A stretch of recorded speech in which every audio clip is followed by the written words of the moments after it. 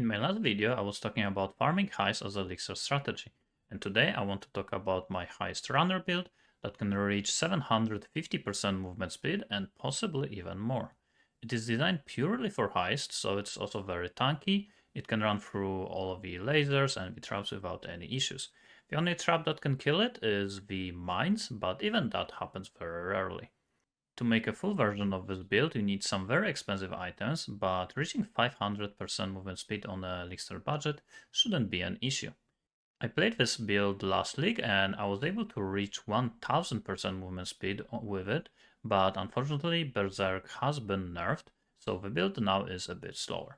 But it also should be a little bit easier to set it up because of the changes. So let's start with what build you should go through the campaign and early Heist up to around level 85, maybe level 90. For that, to be honest, you can play any build that is played on a Deadeye or Pathfinder, because these ascendancies are usually the fastest, and when it comes to Heist, you care mostly about movement speed. It doesn't really matter which one, as long as you can run through the campaign fast and kill some of the rare monsters in Heist. My recommendations would be Toxic Rain, Lightning Arrow, Elemental Hit of Spectrum, Rain of Arrows, Poisonous Concoction. But again, any Deadeye or Pathfinder builds should be fine. If you are looking for PoB for leveling, I am gonna link the video and PoB of Havoc's Rain of Arrow leveling build, because I think it's straight up just the best, so there is no reason for me to make my own. The only changes I would make is starting to use some of the items that you will use in the actual heisting build, so things like Devote of Devotion for 20% increased movement speed, Queen of the Forest for up to 50% movement speed, because it's 75% at 45,000 evasion, but it also has 25% reduced movement speed. Things like a Wretch for even more movement speed, so 15% during any flask, and of course you want to focus on getting good silver and quick silver flask. And then eventually you start buying some of the Transcendent Spirit. Everything else doesn't really matter, just get some life, resistances, maybe some minus mana cost, and again, I would use most of these items on any of the damaging builds. It doesn't really matter what ability you are using, because eventually we're gonna swap to this, which does not use any damaging ability. So this build focuses just on running and surviving damage. You ignore killing anything. So it is highly suggested to reach level 85 or level 90 before you swap to this version, because you will no longer be able to kill anything, which means you will no longer will be able to level up. Of course, with the exception being buying some kind of boost like 5 ways, which I would recommend doing eventually, so you can reach level maybe 95 or 97, but early on 85 to 90 should be fine. So the most common question I would get about this build is, what is the point when you can swap from the regular build that actually deals damage to this build? So again, the most important thing is level, so level 85 to 90 should be fine. But the second thing is not the amount of movement speed you want to be at, because that's what most of the people assume, that you just need to hit certain threshold of movement speed and that's when you swap to this, but it's actually the equipment of your follower, which is something that people don't realize is actually the most important part of this build. And don't look at this equipment, this is the more expensive version, which I'm gonna talk about later. Of course, you don't need Mageblood early on. So when it comes to equipment, you want to make sure you have as high job speed on these 3 pieces of equipment as possible. So on your cloak, on the, I think it's a weapon, I think that's how it's called. I wish there was like some kind of name below or above these equipments so you actually would know what they are.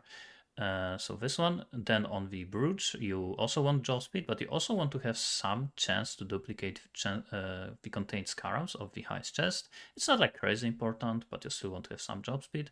And on the main tool, you want to have some speed, but you want to focus mostly on +1 level of all jobs, because level of all jobs also is increasing the job speed of your rogues.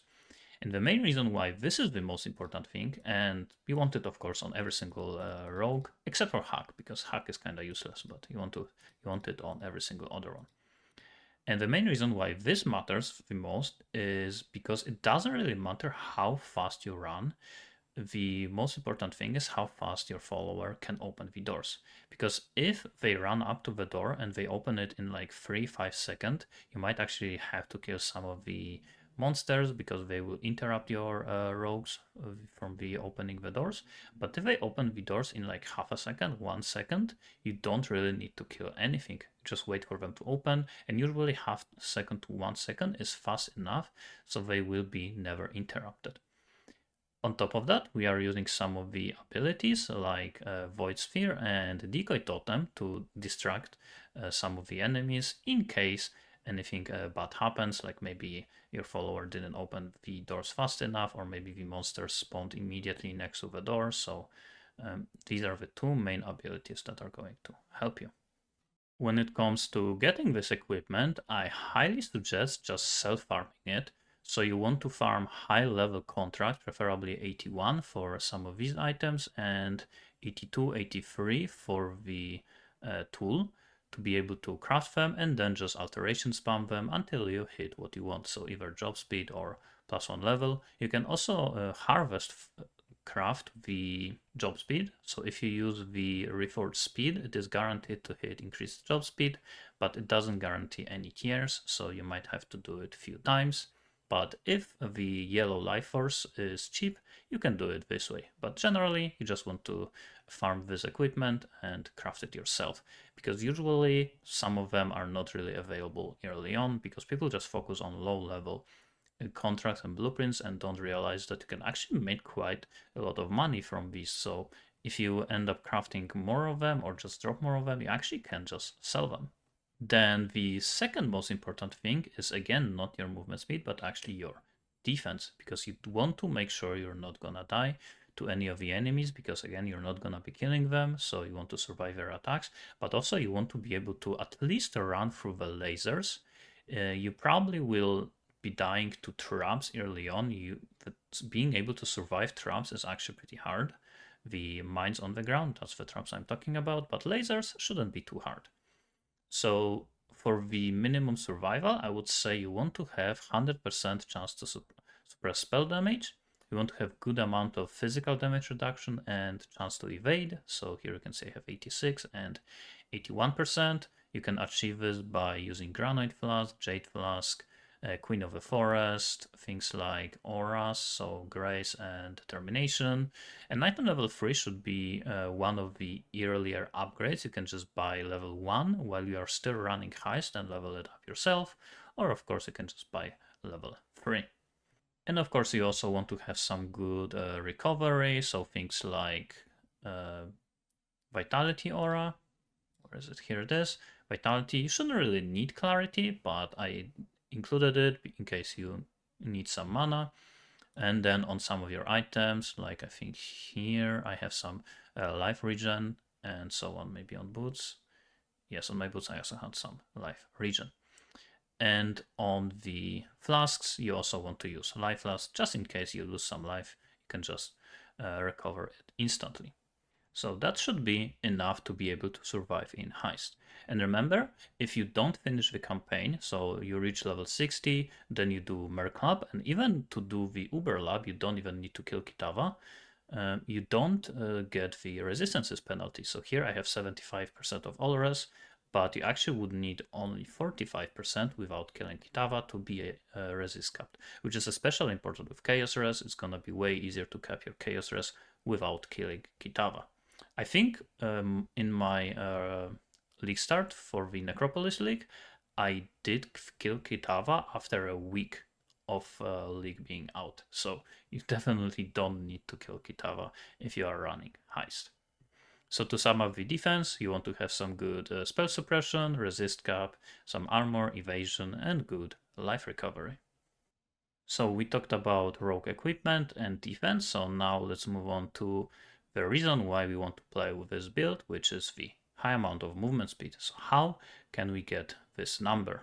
So there is not a single like one thing that is going to jump from 0 to 500% movement speed. We used to be able to do that with Berserk. Berserk was a very strong mechanic that would give us a ton of movement speed, but now unfortunately Berserk has been nerfed. It still gives you a little bit of movement speed, but I wouldn't say it's worth going for it anymore. So how do you want to reach high amount of movement speed? First of all, when it comes to gear, you want to use Ichimonji, which gives increased effect of your buffs, and we will have some buffs that give us movement speed. Perpetua is shield that gives you some movement speed, and it actually can roll up to 20% increased movement speed.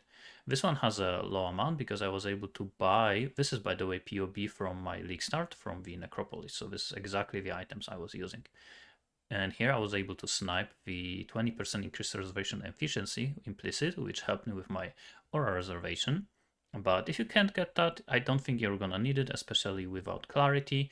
I needed clarity for the rage sustain, and now you will no longer need that, so it should be a bit easier to make this build.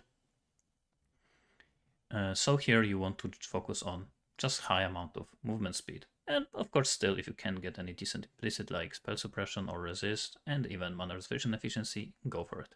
On the helmet, you just want a Voto Devotion with high amount of chaos res. It always gives 20% movement speed.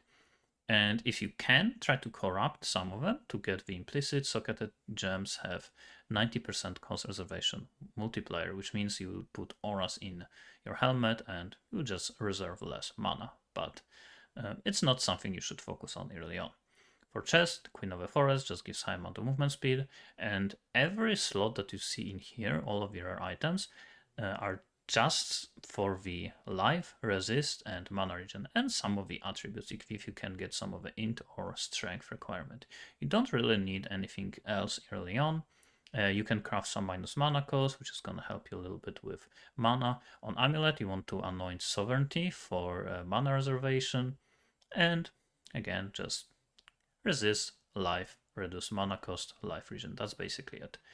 When it comes to belt, Reg, I tested multiple different belts. Reg usually is actually pretty cheap. It gives you 15% movement speed. It also gives you 60% increased flask effect duration, which helps a lot with flask sustain, but it also gives you 30% reduced thrust charges gained. But we don't really gain too many charges during the heist. We of course are playing as a Pathfinder, which I'm gonna move on to in a little bit. So we do get some flask recharges. So we do get some flask recharge, but it doesn't matter too much. Contracts are pretty fast and blueprints, so you get most of your flask charges anyway when you go back to the Rogue Harbor. And for the flasks, just life flasks for bleed removal and instant for the good recovery. And if you run for something like lasers or mines, you can just spam this flask and you will just recover in between ticks of damage. Granite and Jade with increased armor or evasion, it doesn't really matter on which one, and Silver and Quicksilver just for movement speed, and you want to have on one of them the immunity to freeze and chill. It doesn't really matter which one, just on one of them. And increased movement speed up to 14% as the suffix. On prefixes, you want to have either reduced charges per use or increased duration. Usually reduced charges per use is better, but if you're unlucky, increased duration is also fine. Unfortunately, you're gonna get less duration if you get freeze and chill immunity, but that's just something you have to do on a budget. For jewels, you can get some reservation efficiency. Here I am using Sublime Form on a small cluster jewel. You can also get the Determination mana reservation efficiency if you need even more mana.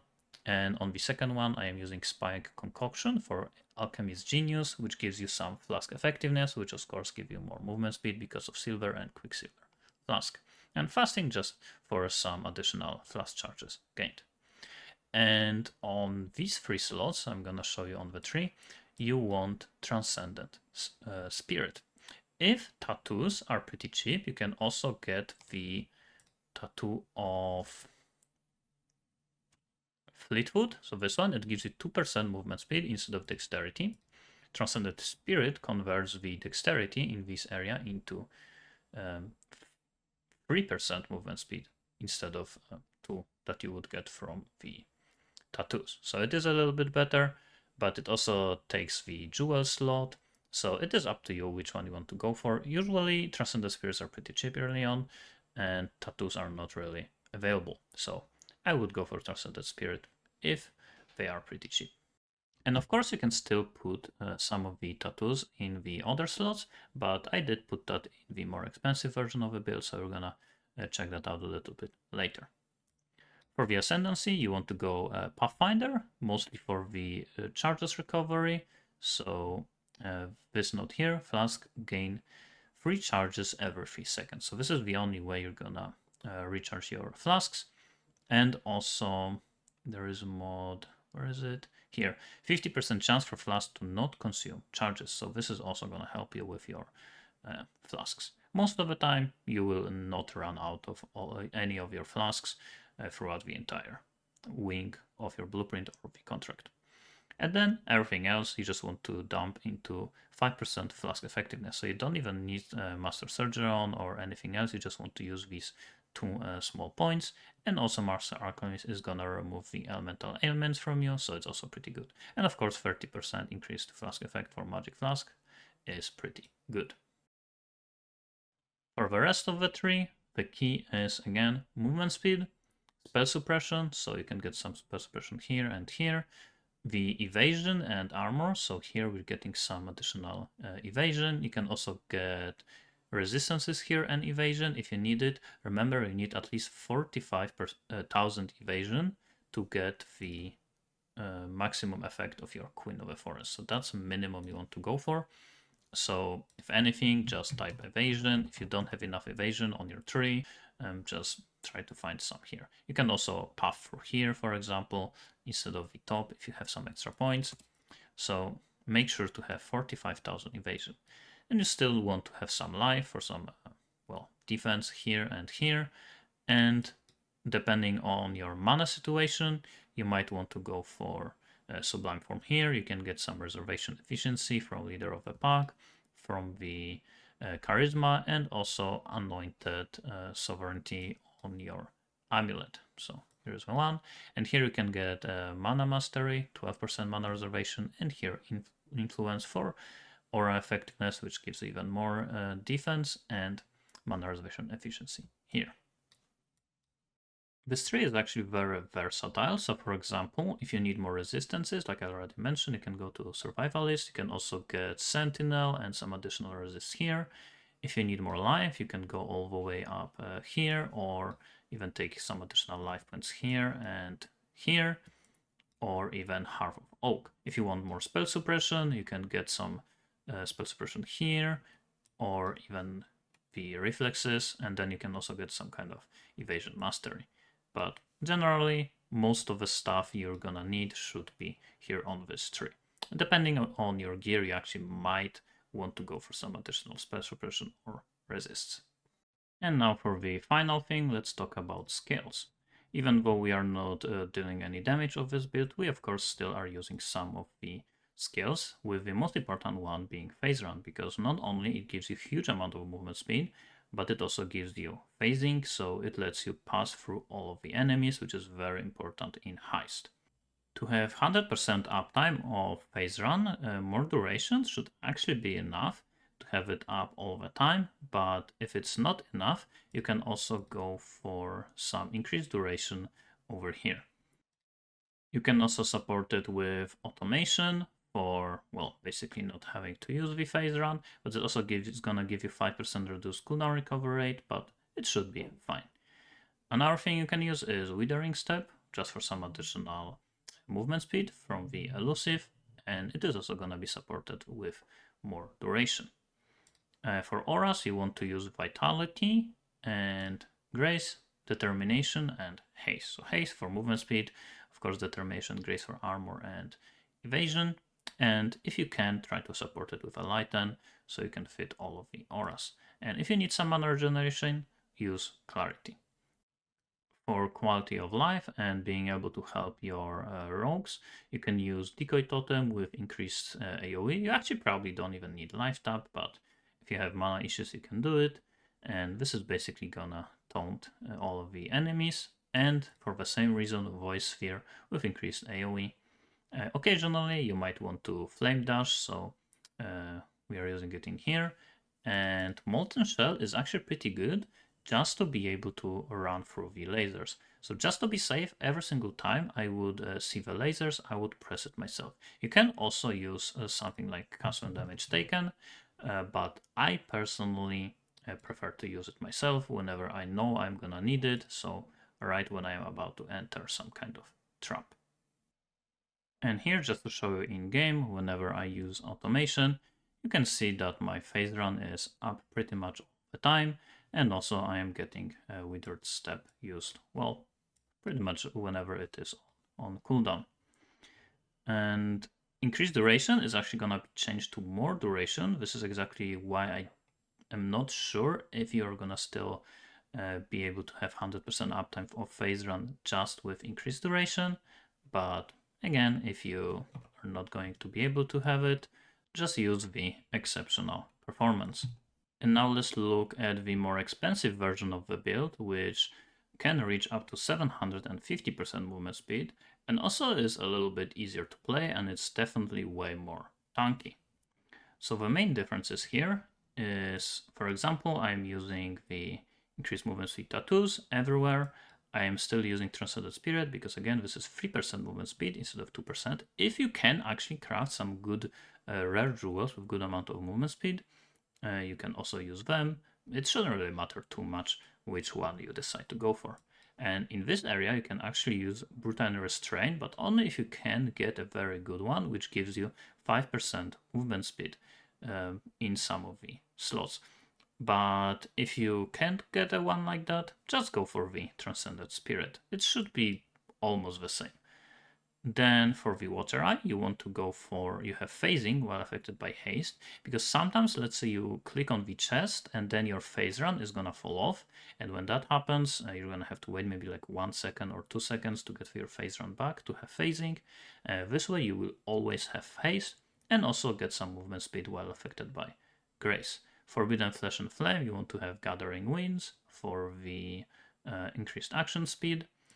On your Ascendancy, you no longer need a Master Alchemist because now you get the ailment immunity from Storm Shroud. Modifiers to chance to avoid shock are applied to all elemental ailments, and you get some elemental avoidance here. And also on one of the flasks, you can get 55% chance to avoid being shocked. And with Mageblood and increased effectiveness, it's gonna be pretty much 100%. And yes, of course, this build is eventually gonna use Mageblood, so you have your flasks active all the time. But it's actually not a huge increase. I actually did test it. I removed the increased effect, so 70% on here, and I removed Mageblood, and it was only around 50% less movement speed. But of course, it is also a little bit less defense because some of your flasks give you evasion and armor. For the honor items, you want to still use Ichimonji. There's nothing really better than that weapon. Perpetia. At that point, you might want to have one with good implicits. So here I have 20% increased reservation efficiency and 10 chaos res with 19% increased movement speed. On Devout Devotion, at this point, you probably will have the implicit with 90% cost and mana reservation multiplier. And Queen of the Forest, you can get some corrupted one with increased level of gems and increased maximum life. Gloves, boots, and rings are still pretty much the same, just good amount of movement speed, resistances, attributes if you can get things like strength, life regeneration, but you also can craft them with Elderic currency. So on gloves you can get some spell suppression, on boots you can get up to 6% action speed and cooldown recovery rate of travel skills, which does help you a lot with the phase run. So if you don't have 100% uptime on your phase run with the more duration skill, and if you are not using exceptional performance, that's another way of the reducing the cooldown of your phase run. Then on rings, it's still the same, minus mana cost, attributes resist life. But for the amulet, you will want to use Defiance of Destiny. It is actually getting nerfed, but it still should be best in slot. Mostly because a lot of the times you will die in Heist is to either lasers or mines, and these are just a lot of small hits. Not necessarily like super small, but like medium hits. So this definitely reduces the amount of damage you take by a lot. So Defiance of Destiny, still definitely very good. Mageblood, again, you don't super need it, but it's very good quality of life. And Progenesis, in fact, you probably can use Life Flask, so instant Life Flask, and it might actually be even better. But again, we are going for more quality of life, and Progenesis just lets you not use any flask. With Life Flask, you still have to use it. On the other flasks, we are using almost the same things, so Jade Flask and Granite with the increased evasion and armor. But you no longer need freeze immunity, because now you get chance to avoid being shocked, and this will give you all ailments immunity, which is pretty good. And also on your Quicksilver, you still want to have increased movement speed. We actually don't have full bleed immunity. You can get corrupting blood immunity on Jewel, but we're actually not hitting anything, so corrupting blood immunity doesn't really do anything. So you still might die to bleed occasionally. To do that, to be immune to bleed, you actually would want to have an implicit on a ring that gives you bleed immunity, but it's not really needed. And I already went over the jewels, so again, Transcended Spirits, Storm Shroud, Flash and Flame with Gathering Winds, Brutal Restraint for movement speed. You still want to use Medium Cluster Jewel for Spike Concoction, which gives you Alchemist Genius, and Water Eye with phasing and movement speed, well affected by Grace. For your skills, the only things that change is you can fit more links into your phase run. So now you will use a 6 link on your Queen of the Forest, and you will use Enhance. You can actually even use Empower Enhance for level 5, but level 4 is still fine. Empower, level 4, again, you can go for level 5 if you have enough money. And that's basically it. So this basically just increases the effectiveness of your phase run and the Withering Step. For your aura setup, still the same thing, but now Enlighten level 4. Here, again, you might want to use Clarity or not. If you don't use Clarity, at this point you can just drop some mana reservation points, maybe here, maybe even remove this whole top area and just get some more stuff over here. For the Molten Shell, it's up to you. You can use cast when damage taken still, or you can self-cast Molten Shell. At this point, if you want to go for more quality of life, like I mentioned, this is what the more expensive version is designed for. At that point, you might actually want to go for cast when damage taken. And you can also use Frostwall as your third skill. So Void Sphere, Decoy Totem, and Frostwall, even in a cheaper version. But most of the time, just Void Sphere and Decoy Totem are more than enough to deal with some enemies. You don't really need the Frostwall. And that's basically it when it comes to the build. Just to summarize, you want to focus on getting your rogue gear to have as much job speed as possible and also +2 level of jobs. Then you want to focus on defense to reach high amount of evasion, armor, resistances, spell suppression, and then just dump everything into movement speed. You don't need to deal any damage, just run through all of the monsters with phase run, and in any bad situation you just use Decoy Totem and Void Sphere and you should be fine, and you just focus on clicking all of the chests and getting to the rewards at the end of your heist. So that's it for this video, thanks for watching and see you next time.